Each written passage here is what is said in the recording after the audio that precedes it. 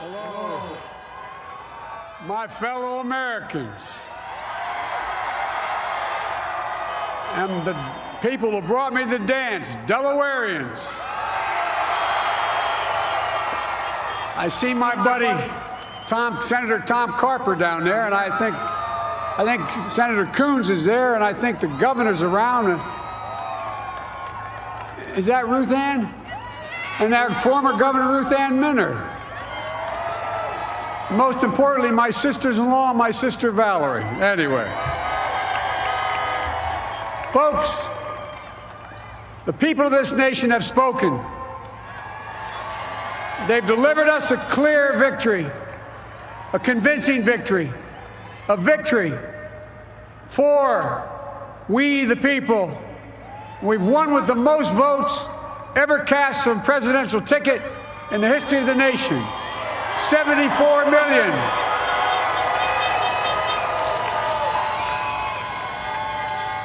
What I must admit has surprised me. Tonight, we're seeing all over this nation, all cities and all parts of the country, indeed across the world, an outpouring of joy, of hope, renewed faith in tomorrow, bring a better day. And I'm humbled by the trust and confidence you've placed in me. I pledge to be a president who seeks not to divide, but unify, who doesn't see red states and blue states, only sees the United States. And work with all my heart, with the confidence of the whole people, to win the confidence of all of you. And for that is what America, I believe, is about. It's about people. And that's what our administration will be all about. I sought this office to restore the soul of America, to rebuild the backbone of this nation, the middle class, and to make America respected around the world again, and to unite us here at home. It's the honor of my lifetime that so many millions of Americans have voted for that vision. And now, the work of making that vision is real. It's a task, the task of our time. Folks, as I said many times before, I'm Jill's husband. And I would not be here without her love and tireless support of Jill and my son Hunter and Ashley, my daughter, and all our grandchildren and their spouses and all our family. They're my heart. Jill's a mom, a military mom, an educator, and she has dedicated her life to education. But teaching isn't just what she does, it's who she is. For American educators, this is a great day for y'all. You're going to have one of your own in the White House. And Jill's going to make a great First Lady. I'm so proud of her.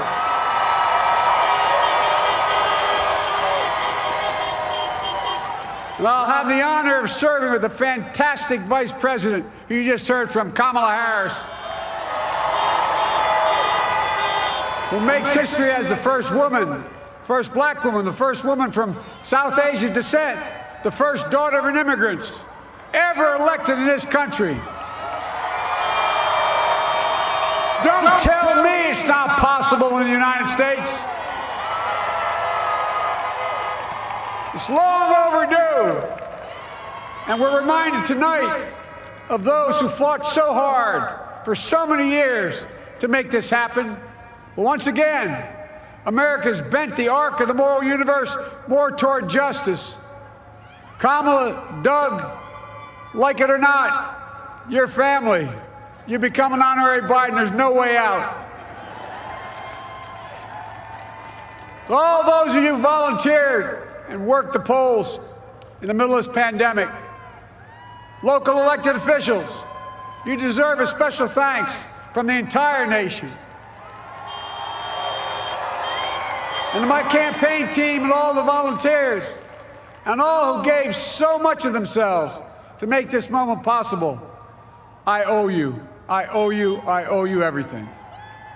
And to all those who supported us, I'm proud of the campaign we built and ran. I'm proud of the coalition we put together, the broadest and most diverse coalition in history. Democrats, Republicans, Independents, progressives, moderates, conservatives, young, old, urban, suburban, rural, gay, straight, transgender, white, Latino, Asian, Native American. I mean it, especially those moments, and especially for those moments when this campaign was at its lowest ebb. The African-American community stood up again for me. You've always had my back, and I'll have yours. I said at the outset, I wanted to represent this campaign, to represent and look like America.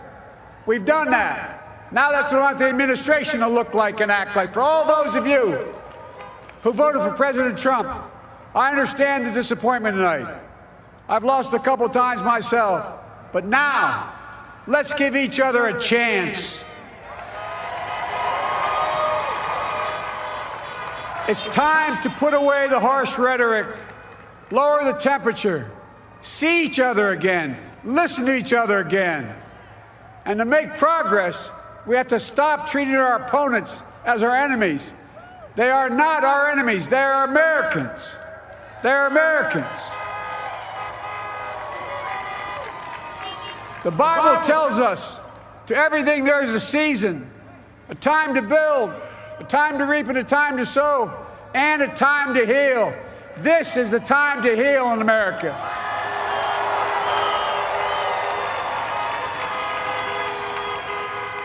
Now this campaign is over. What is the will of the people? What is our mandate? I believe it's this.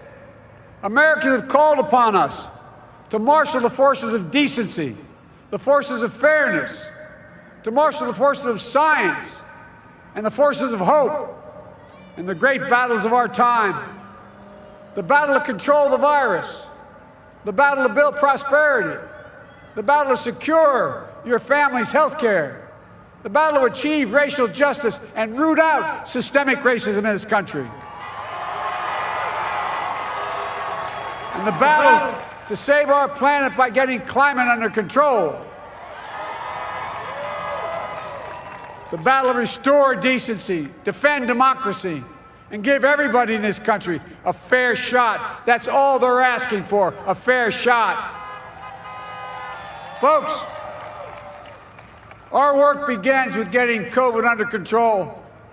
We cannot repair the economy, restore our vitality, or relish life's most precious moments, hugging our grandchildren, our children, our birthdays, weddings, graduations, all the moments that matter most to us until we get it under control. On Monday, I will name a group of leading scientists and experts as transition advisors to help take the Biden-Harris COVID plan and convert it into an action blueprint that will start on January the 20th, 2021. That plan will be built on bedrock science. It will be constructed out of compassion, empathy, and concern. I will spare no effort, none, or any commitment to turn around this pandemic. Folks, I'm a proud Democrat, but I will govern as an American president. I'll work as hard for those who didn't vote for me as those who did. Let this grim era of demonization in America begin to end here and now.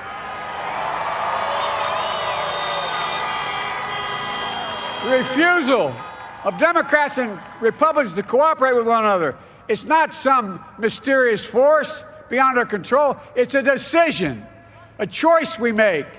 And if we can decide not to cooperate, then we can decide to cooperate. And I believe that this is part of the mandate given to us from the American people. They want us to cooperate in their interest. And that's the choice I'll make. And I'll call on Congress, Democrats and Republicans alike, to make that choice with me. The American story is about slow yet steadily widening the opportunities in America. And make no mistake, too many dreams have been deferred for too long. We must make the promise of the country real for everybody, no matter their race, their ethnicity, their faith, their identity, or their disability. Folks, America has always been shaped by inflection points, by moments in time where we've made hard decisions about who we are and what we want to be. Lincoln in 1860, coming to save the Union. FDR in 1932, promising a beleaguered country a new deal.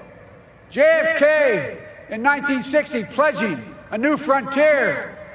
And 12 years ago, when Barack Obama made history, he told us, yes, we can. Well, folks, we stand at an inflection point. We have an opportunity to defeat despair, to build a nation of prosperity and purpose. We can do it. I know we can.